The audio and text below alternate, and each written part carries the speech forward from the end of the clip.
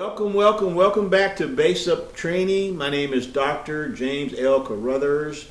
I am a former visiting assistant professor and current adjunct professor. I teach operations management and information technology. Hey, I think I've even had a class on SAP. But basically, this class is my site that we're looking at is about training new users, intermediate users on the fundamentals of SAP that allow them to give you the return. And so Manny's suggestion, I have Manny's hat here, Manny suggested that in that this is a Basic Training website, that we do a base moment. So before I get into my talk, we're going to take a moment to give a base lesson for those that are players themselves, aspire to be bass players, or appreciative of the bass, or maybe have children that they might want to direct into a good instrument to learn. We're going to talk a little bit about the bass. So with that, we'll have our quick bass moment and get back to our presentation. Manny, here's your hat. Okay.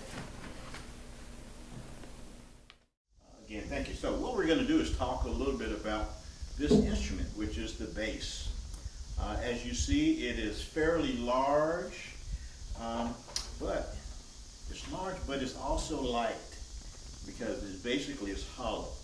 And the hollowness comes from the fact that when I produce a sound by hitting a string, that the combination of the saddle, the bridge, the body, these F-holes, allows the sound that's produced related to the string to resonate. So that's the reason for the hollowness. So let's talk about what is comprised on the bass. We have the saddle, which allows us to connect the strings to the body, which also produces a resonance that also helps with the sound. We have the bridge that separates the strings from the bass. Depending on your preference, you can have a high distance between the string and the board, or low action. Kind of depends on your preference. Again, the body of the bass, we have a fretboard, which the strings are attached to or lay on.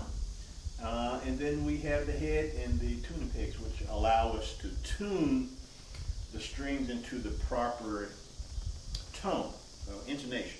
And so there you have it. And based on, and this bass is called the acoustic bass, upright bass. There's a couple other names, but I refer to it as an upright bass. There are acoustic basses in the form of guitars that you normally see, like acoustic guitar. They also have acoustic basses. But this is the upright bass. You generally see this in orchestras. A lot of the early music was produced, a lot of the jazz, standard jazz, great players like Charles Mingus, they used and produced their sound using this instrument. A couple of things to note. We have 4 strings, which are again separated from the fretboard with the peg here. From my left to your right, we have E, A, D, and G. I'm not sure if my D is in tune, but there are, actually have a tuner on my phone there, which allows me to have the correct pitch for the sound. And so you see it's fairly tall. I have a peg that comes out the bottom that adjusts the height. If you are a player or a beginning player or want to play, you want to be comfortable when working with this instrument. So again, don't want to take up too much time. This is a bass moment, but upright bass, you have a saddle, a bridge, 4 strings, a fretboard, your tuning peg, The bass is hollowed to allow it to resonate the sound, and we're going to get back to our SAP training, but I hope you enjoyed the bass moment, and we'll have more as we continue with our training. Welcome back. This is Dr. James L. Carruthers. I am a former visiting assistant and current adjunct professor at my local university. I teach operations management, information technologies, things that we do and use. I looked today and I saw that 92% of the production output is generated from manufacturing. So we do have manufacturing still, and of course we have information technology, and that's what we're here to talk about today, and that is SAP. I have been doing SAP for almost 28 years, but I am a former production supervisor, former industrial engineer, former corporate buyer, and consultant for the last 28 years. So I've been around SAP for a while, kind of know it a little bit. I probably know it a lot.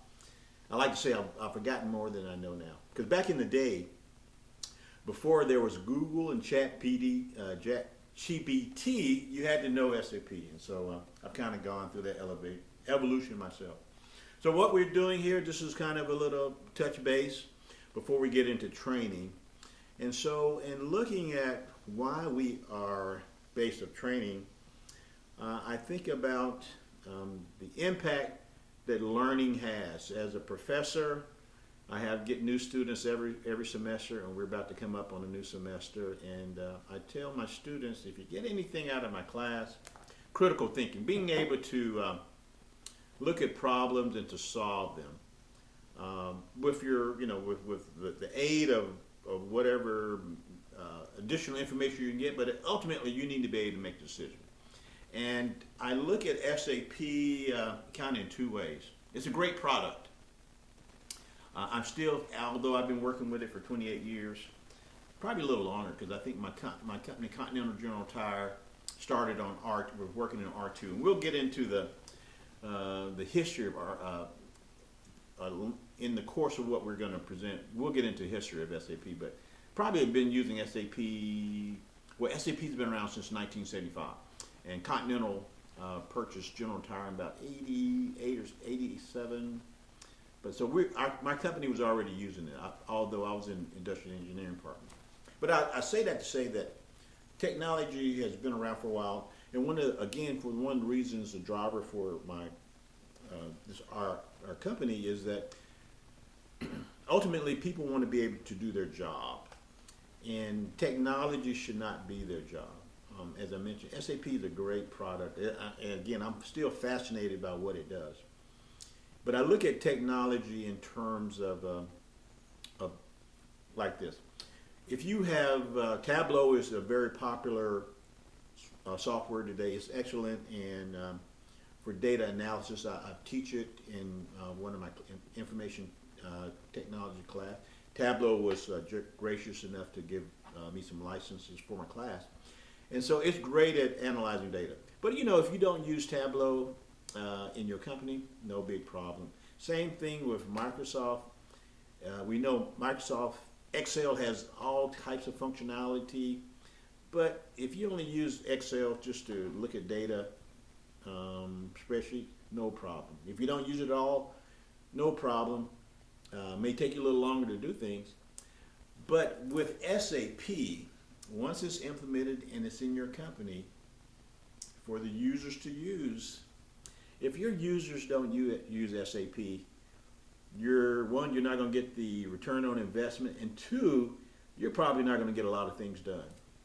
I've been on several projects that have been problematic. One, implemented a project in Louisiana, turned on the switch, none of the vendors were getting paid. And it got to the point where we're talking about $1 million in invoices, companies threatening not to ship. It got so bad that the senator of the state of Louisiana was called in to get things worked out. I worked on another project where things were, everything was in place, push the button, couldn't get product out of the door.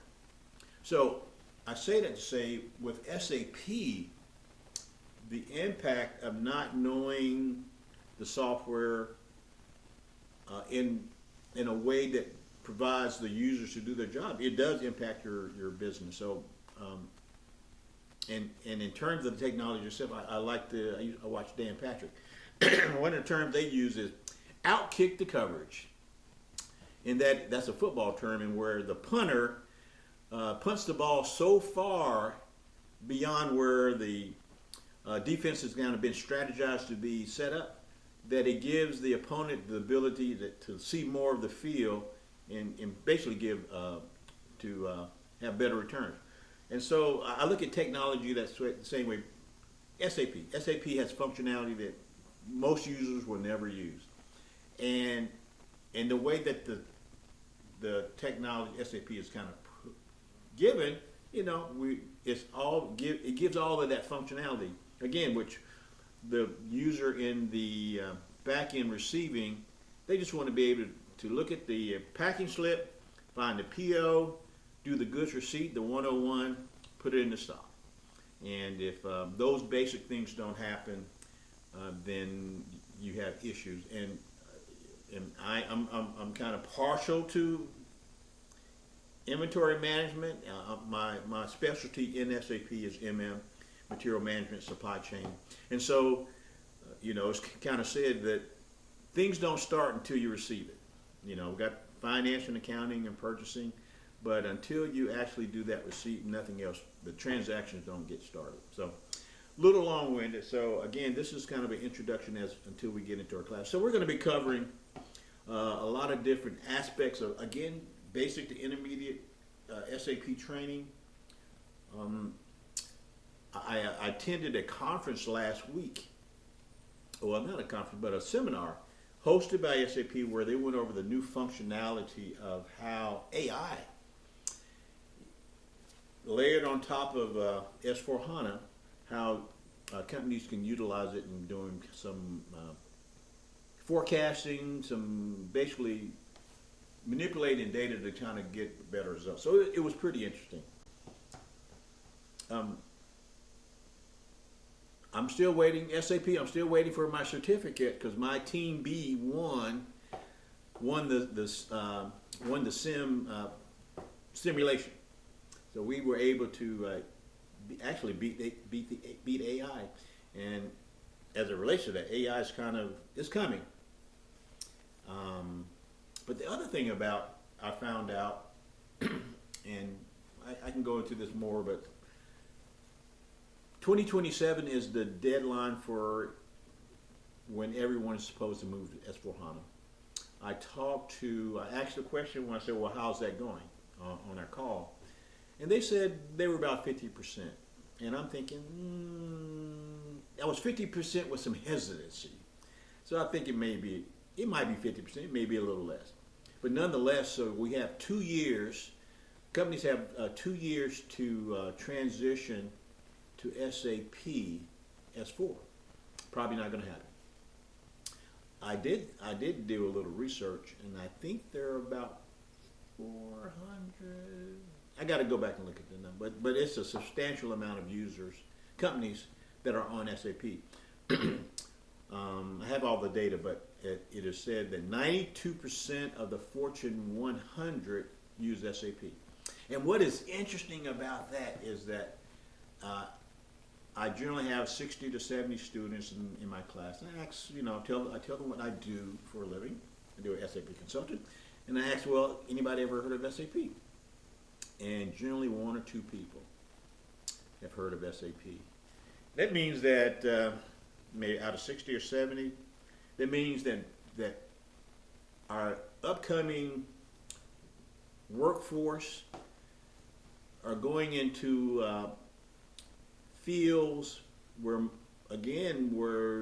Fortune 100, 92% of the Fortune 100 and a great deal of the Fortune 500 utilize some ERP system, and SAP is an ERP system. And SAP is the most dominant ERP system. So a lot of our upcoming user workforce have no idea of what SAP is, and they're going to be running your company in the coming years. And so that, again, that's another reason for starting basic training. And also, I am pro student, I am pro learning, I am pro knowledge. And what I have found is that the more knowledge you have around a subject, the more comfortable you're going to be utilizing it.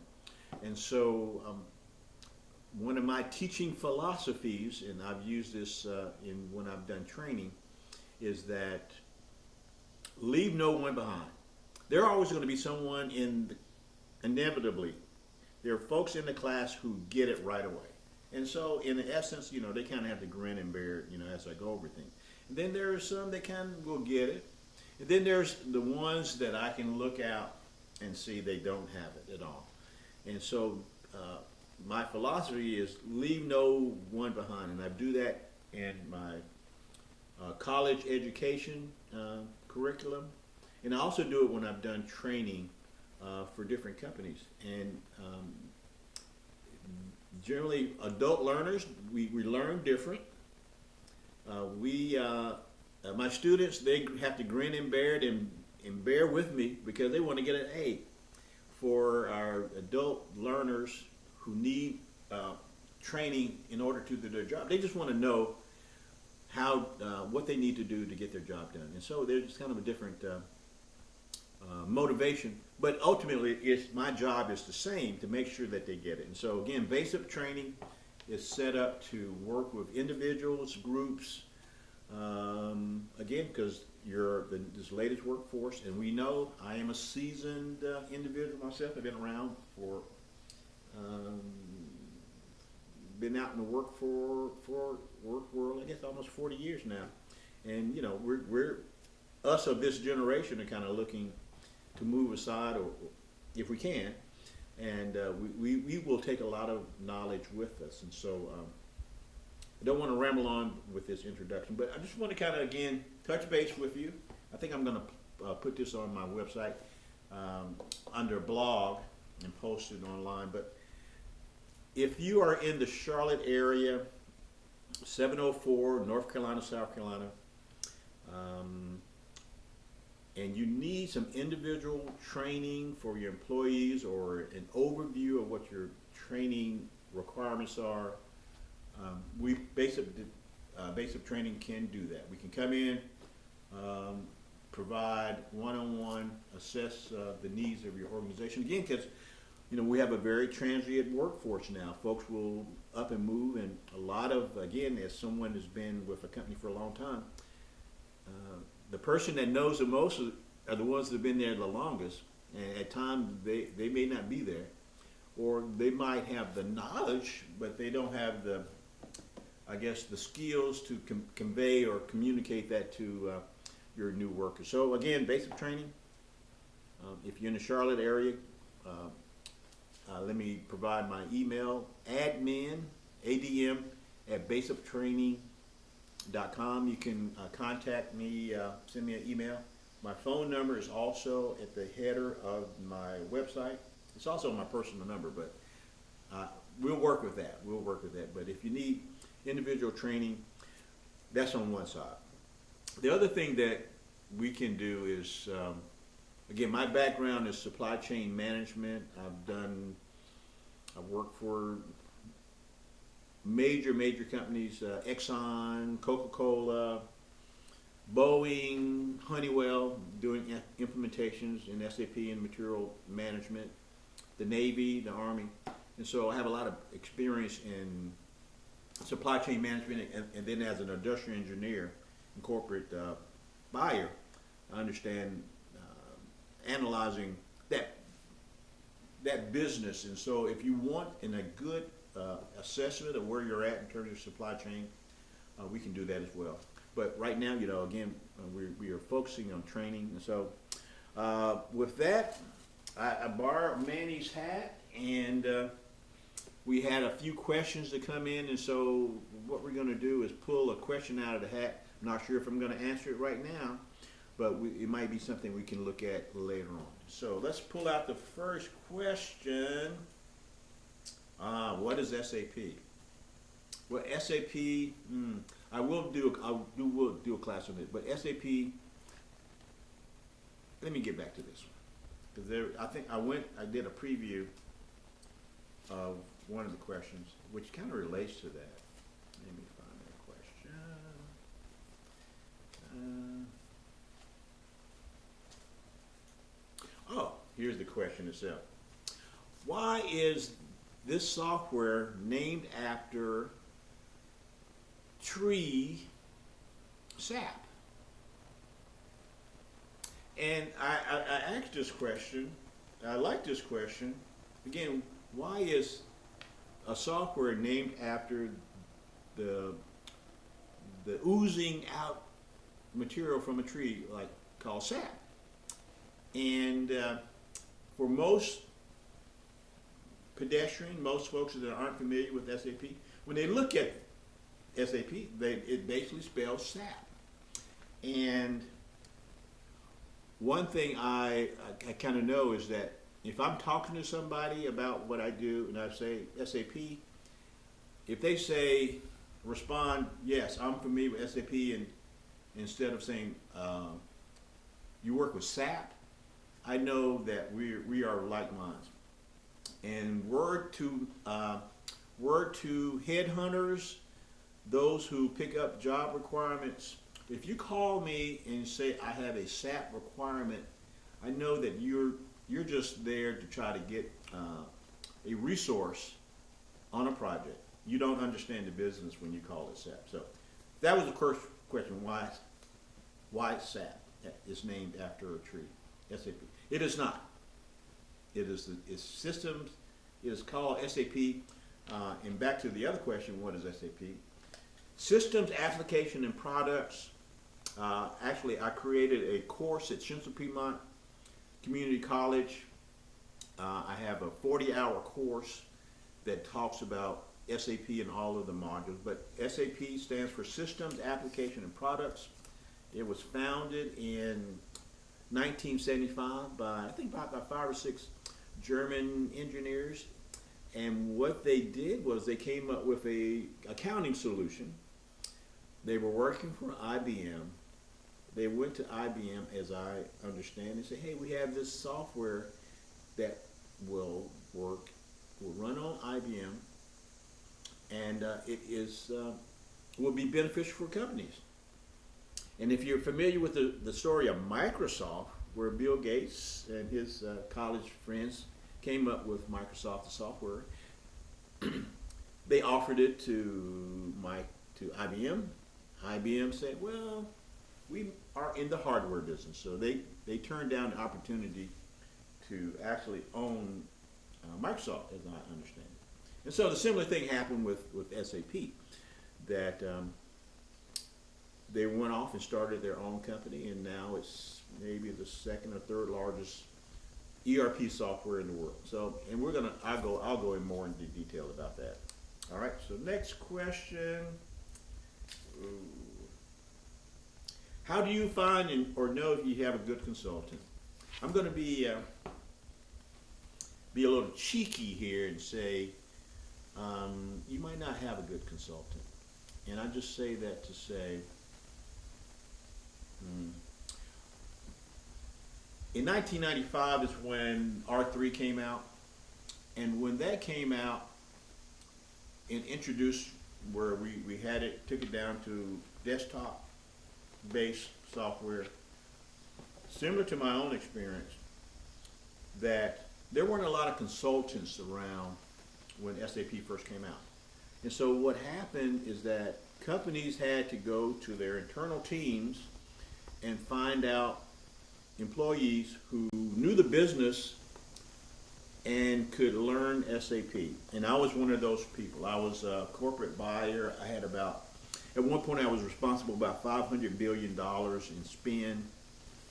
I volunteered, and I tell my students, sometimes you can volunteer or be voluntold. So I volunteered, and after I saw, this is something new, and but it turned out I still had to do still was doing my job of doing purchasing, but got some training, and the interesting thing about training is that you can go to get some of this training, but you won't learn it until you actually learn on the job. I think some training is probably for the price and the return. I would think twice about very structured, very expensive training. I'm reasonable, but anyway, that's a different story. But back to the question: how do you know if you got a good? If you have an old guy or old person that's your consultant, you probably have a great consultant because they came out of industry, learned SAP, and over the years they've gathered more information. Not to say that our young people, our younger consultants aren't good, but it's just, I would, you can have a doctor just getting out of medical school that knows all the fancy lingo, but if you have like an old doctor, been around a while, maybe moves a little slow, and knows what's been forgotten, then I might be getting myself in trouble here. But back to the question, there are some good consultants, there are some great consultants, but the way the market has become, there was a time if you could spell SAP, you could get a job as a consultant. There was a time if you could fake it till you make it, you could become an SAP consultant. So, and I kind of relate this to a question. I went to Shanghai, China, and I was shopping in a kind of bazaar kind of area, and I ran into an Englishman, and with everybody coming to me and offering me things to buy. I asked him, well, how do I know if I'm going to get a good price? And he kind of looked at me and smiled. You're not going to get a good price. So with this, you may get a good consultant, and I would advise, well, two things I would advise. If you are embarking on an implementation of SAP, you're going to spend a lot of money.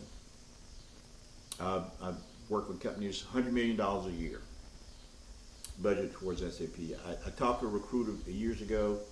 Company spent $1 billion and they couldn't get the thing to work. So I say it is worth your time to hire, I call them an SAP ombudsman, someone that's independent from your implementer and your company, someone that knows SAP to kind of come in. You can put them on your staff, or you can have them come in and just do an analysis of your project and where you're at.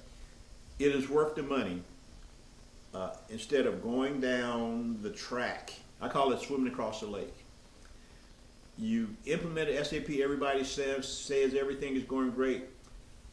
And then you start to look at your budget, then you start to look at feedback from your employees, and then you're kind of like, I've spent too much money to cancel this, so I got to keep on swimming. An independent SAP observer, ombudsman, they can give you that feedback. And it doesn't take long for somebody that's experienced with SAP to come in and say, man, you need to take a look at this. Because the other thing about consulting, and I'm going to talk about consulting as a career, most companies, you're at a disadvantage when it comes to, I know disadvantage with SAP and probably at a disadvantage with technology because that's not your expertise. Your expertise is running your business. And so you're relying on your implementer or partner to make sure they're providing the best information and feedback. Oh, I might get into trouble about this too. I've worked for the Big Four, Big 2.5. Generally, my take is your implementation partner is not your friend. We hope that you have a good relationship with them. I think at the higher levels, you're probably going to be very, very comfortable because they're going to talk lingo that you understand. But as you get down in the organization, there's some things that probably aren't going to get done, or they're going to get done to make at the implementer's benefit. If you wonder, again, this goes back to the ombudsman person. You need someone to kind of come in and say, hey, to talk with your consultants and say, ask them, well, what is your background and what do you know and how long have you been doing SAP?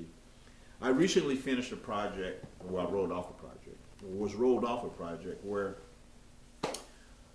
and I've been on, this has been the case for me a couple of times, where you have one senior person, an old person, old guy, who knows SAP, and their job is to train all the young people.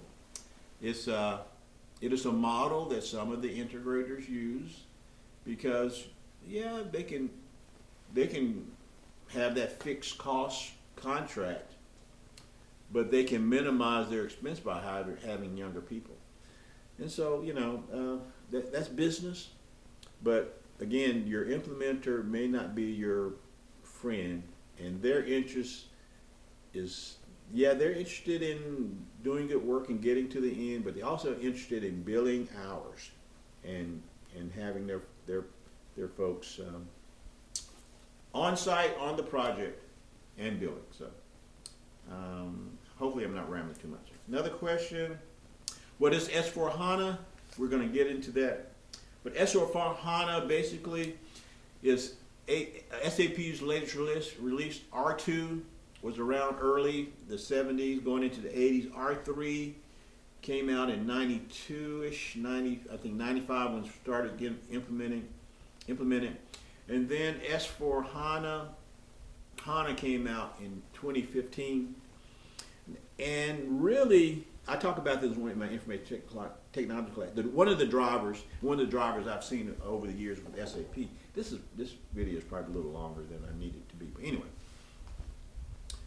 one of the drivers for the updates and improvements to SAP has generally been driven by, I need to fix some things. When you create a transaction, SAP creates data.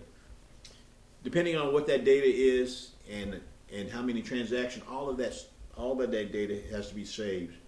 And so over time, SAP came out with BI for reporting. And with all of this information, storage is a problem. And so I can go into the kind of more technical stuff. But basically, S4HANA is just a different way to store data. The data structure.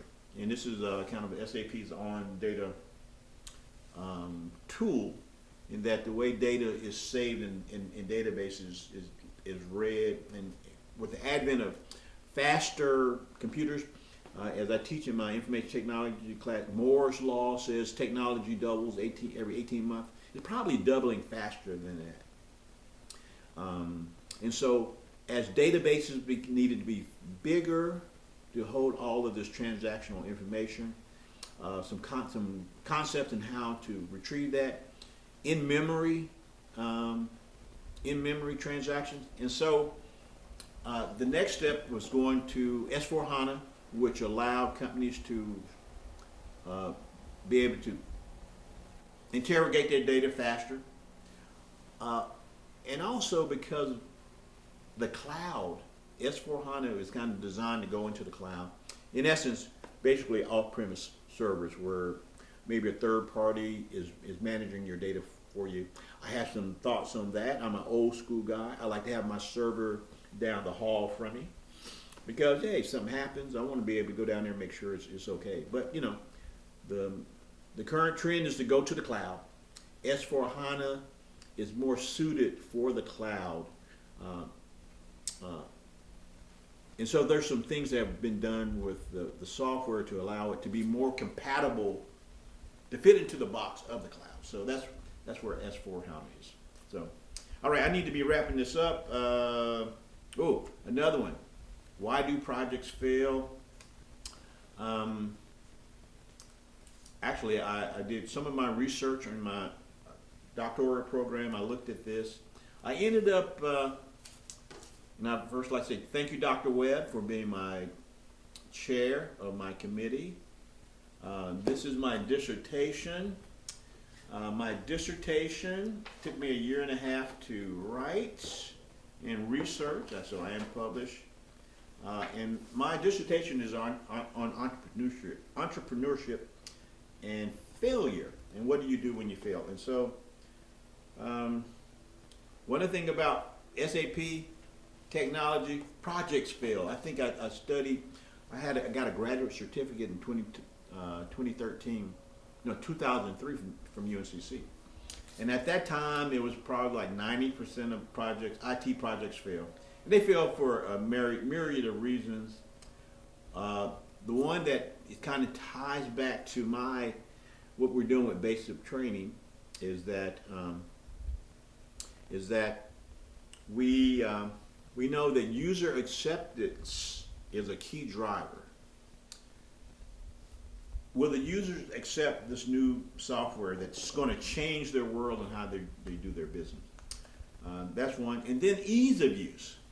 If what you're presenting to your employees is cumbersome, hard, a lot harder than what they've done before, then they may say no. And there are projects where folks have said, where employees have said no, we're not using the software, and it kind of set things off. So, and we're going to get into why projects fail. I like fish diagrams, and so we'll be have a class on that. And then there's I'm not sure how this ended up being the last question out of the Manny's hat, but why are there? This is very interesting given the climate of our time. Why are there a lot of foreigners in technology? And I guess, and then as it relates to that, there seems to be a lot of India-based consultants in SAP. I have some thoughts on that, and well, with anything, if you know that an opportunity exists, you're gonna learn and train for that opportunity. We are here in the U.S. and we have a different cultural way of going about getting things done. Not to say it's that much culturally different from in India, but hey, we have our young people want to grow up to be influencers. They want to be TikTokers, and for some parents and some families, hey, go do what you want to do. For other folks, and I work, when I've done training in India, in Africa, they have great classes in Africa. Very focused, they're very, very intentional about learning. And so when you are very intentional about learning something, then you're gonna get a grasp of it. And so I'll just say that, the intentionality of understanding SAP is greater in some areas. So, so with that, thank you again for visiting back. Again, I do have my dissertation that I keep on my nightstand. Thank you, Dr. Webb. And I do have this other thing I like to keep by me is this rock.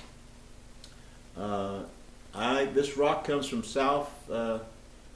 from Red Oak, Iowa. When I was a production supervisor in Red Oak, Iowa, I was the only black guy in town, but I had a great team.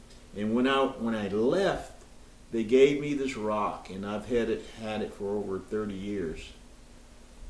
I guess it's 86, almost 30 years I've held onto this rock. I don't know who gave it to me, but I appreciate the great folks in Red Oak, Iowa.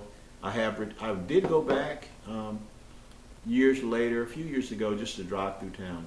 But again, thank you for coming and listening to me talk about basic training.